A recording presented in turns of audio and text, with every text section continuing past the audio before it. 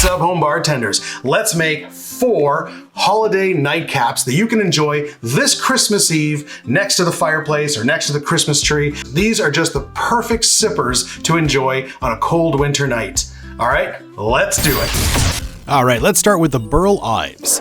Named after the famous singer from Rudolph the Red-Nosed Reindeer, we're gonna start with 2 ounces of a blended scotch. I'm using Isla Mist because I like that smoky profile, but whatever blended scotch you want will work fine.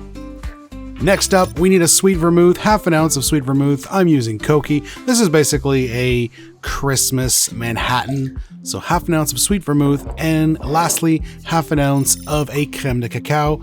Try to use the clear one. I know there's a dark one as well, but dark one will kind of mess with the color a little bit, but whichever one you got. Finally, just a quick dash of Angostura, and that is our Burl Ives cocktail. All right, give it some ice, get that ice nice and high in the glass. We're gonna give it a good stir. Make sure to chill, dilute, all that good stuff. When you're done, we're gonna strain this one into a Nick and Nora or a stem glass of choice. Okay, for garnish, we're gonna peel an orange. We're going to express those oils. You can rub the glass and the rim, and then we're going to place it, clean it up first and place it on the rim. The Burl Ives, named for the singer who sang all your Christmas favorites from Rudolph the Red-Nosed Reindeer, and he also provided the voice of that snowman. I forget his name. Cheers.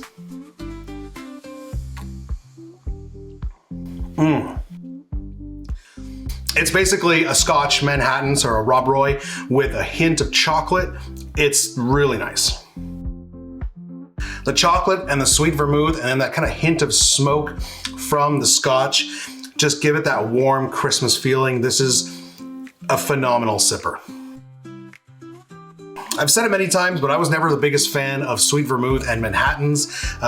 But through this YouTube journey of mine and discovering all these new drinks, I'm definitely a team sweet vermouth, team Manhattan now. And if you haven't tried the Burl Ives, make it this Christmas. You will not regret it. Up next, we have the Monte Carlo, just a really nice, simple, old-fashioned variation, starting with 2 ounces of rye whiskey. I'm going to build this one directly into my rocks glass. So 2 ounces of rye whiskey using Lot 40 Dark Oak, because it is my favorite whiskey, or my favorite rye, I should say. After that, half an ounce of Benedictine. Now this, I've said it many times, is basically the Christmas liqueur. It's a brandy-based liqueur sweetened with honey and spices and herbs, and it's just, yeah, it tastes like Christmas. So half an ounce of Benedictine. We're then going to do some bitters. We're going to start with a couple dashes of Angostura. Now, depending on the recipe, there's different recipes on different websites, but I've seen a few that add a dash of Peychaud's as well, and I like that. So we're going to add a dash of Peychaud's. All right, big chunky ice. There we go. Drop it in the glass and then give it a good stir. Kind of hard to stir in the glass with that ice, but you know, get a rhythm going. Stir until you get some nice chill, nice dilution. Then we're going to garnish with a nice big peel of orange, just like a classic old fashioned. And since it's Christmas, why not some Luxardo cherries? The Monte Carlo. This is one of my first Christmas sippers that I liked. One of my first old-fashioned variations that I ever made. And the reason it's technically not a Christmas drink, but the reason I like it is because Benedictine is just, to me, it's just the perfect Christmas liqueur. It's got all those spices and the rich cognac base and those spices and the honey, and it's Christmas in a bottle. And you add that to a nice rye whiskey, you make an old fashioned out of it, and you have the Monte Carlo. Oh yeah, still just such a great nightcap for the holiday season. You can drink these all year round, but yeah, they're extra special at Christmas. And I don't always garnish with cherries, but in the holidays, especially with the nice little Christmas cocktail pick there, it's just the way to go. Cheers. Guys, we've made 2 drinks so far. We have 2 more Christmas nightcaps to go. If you like what you're seeing, please support the channel, hit that subscribe button, and hit that little bell too, and get notified when we're releasing new content, because we're releasing a whole bunch of videos this Christmas. Cheers, everyone. All right, up next is the Réveillon.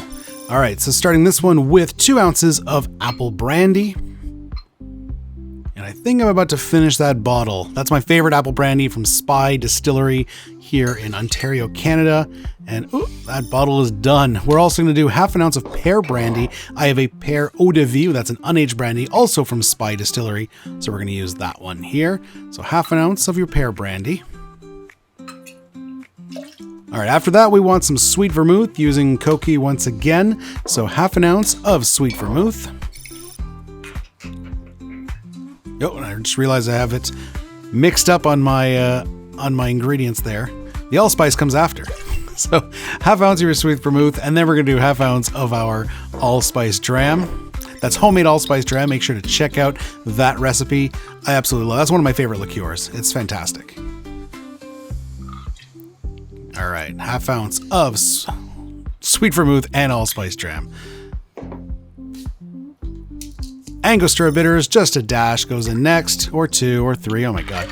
And then we're going to fill our glass with ice, give it a nice good stir, chill, dilute, all that good stuff. Serving this one in a stemmed glass of choice, a coupe. I've got this fancy kind of vintage wine glass that I really like. And the garnish here is going to be a simple cinnamon stick. The Réveillon. So Réveillon is a French word referring to a large meal that you have on Christmas Eve. And this is the perfect accompaniment to that meal on Christmas Eve.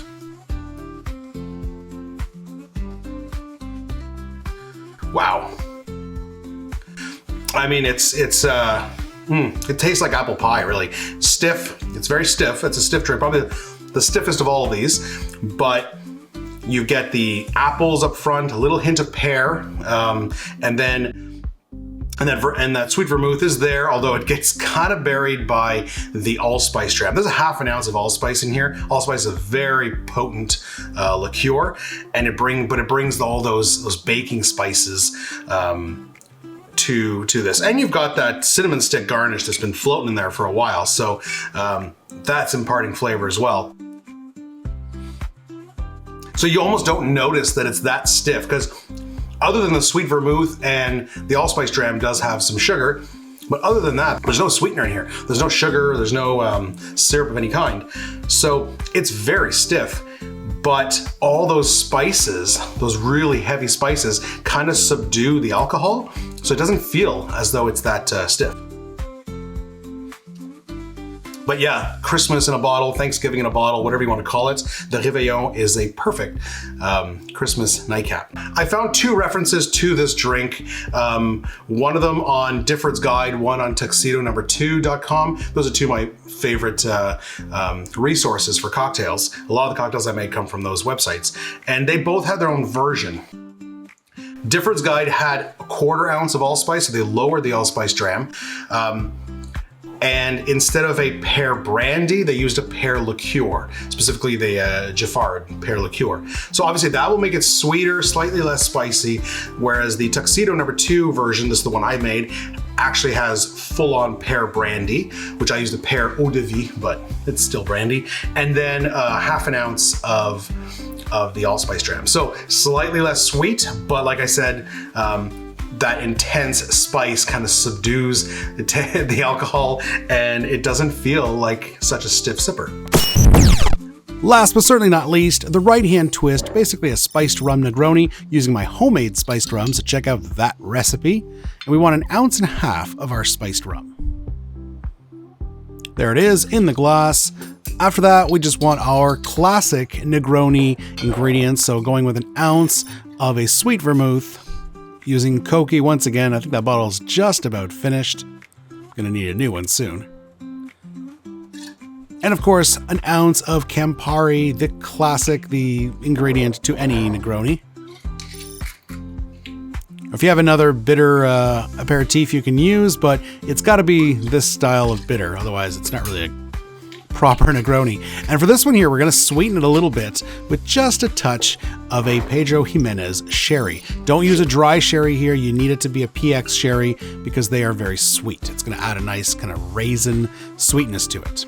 Just 1/6 of an ounce. My jigger doesn't have a 1/6 of an ounce line, so I just go a little bit under the 1/4 ounce. Give it some ice. Stir it down. All of these are stirred drinks today. All right, serving in a rocks glass. We're just gonna give it some fresh ice. If I had another big rock like the Monte Carlo, I would use that, but I was out of those, so just some nice ice. There we go. And a garnish, once again, with an orange peel. Not much left of this orange. We're gonna express those oils, give it a nice decorative edge, and place it in there. The right-hand twist. Now I made this one back in the fall, right after I made my homemade spiced rum. This was part of my 3 drinks using my homemade spiced rum. And I made a mental note and I said, this is the perfect Christmas Negroni, so make it at Christmas. So here we go. Oh yeah, oh my God. So you got the classic Negroni flavors in there. You've got the sweet vermouth, you got the Campari, and in this particular one you have rum, but it's spiced rum. So if you have a good spiced rum that's not overly sweet, but has really good spices, vanilla, cinnamon, allspice, those come out, and so you get all those nice Christmas style baking spices. The Pedro Jimenez sherry adds a little kind of hint of raisin and sweetness at the end. So it's a little sweeter than your traditional Negroni, not quite as bitter. But man, this one is just fantastic.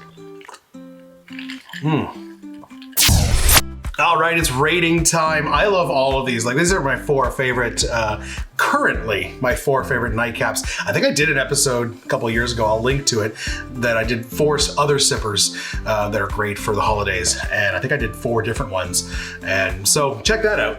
But currently these are my 4 favorite nightcaps or sippers for the holidays. So I'm gonna rank these now, but this ranking might change from day to day or from year to year even, because these are all fantastic cocktails. But in first place, I'm gonna give it to the Burl Ives. I'm just loving that cocktail right now. I think I first made it last year for the first time. I batched it last year. If you wanna check out a video on how to batch Christmas cocktails, yeah, I've got one of those. So do that for a Christmas party coming up. But I batched it last year, and it was a hit at a Christmas party. In second place, I'm going to give it to the right-hand twist. Yeah, that's just a really killer Negroni. It's got so many spices to it. It just feels like take Negroni, take Christmas, and merge them together, and that's what you have. In third place, going to give it to, oh my God, the Réveillon. It's been a while since I made that one. I remember it being a little too stiff for me, but I made it this time. Maybe I stirred it a little longer. I really don't pay too much attention when I stir. Sometimes I stir longer, sometimes I don't. Maybe I stirred a little longer, just a little more water kind of mellowed it a bit. But yeah, those wonderful spices, that cinnamon stick, and then the apple flavors, just a great drink. And in last place, I'm gonna give it to the Monte Carlo. It's still amazing. I love Benedictine, I love rye whiskey. This is still a fantastic cocktail. Just, hey, the way I'm feeling this year, if you want to see 4 other sippers that you can make this Christmas, make sure to check out this video. Otherwise, check out our entire playlist of Christmas cocktails. Make sure to check out this video, and we will see you in the next one. Cheers, everyone.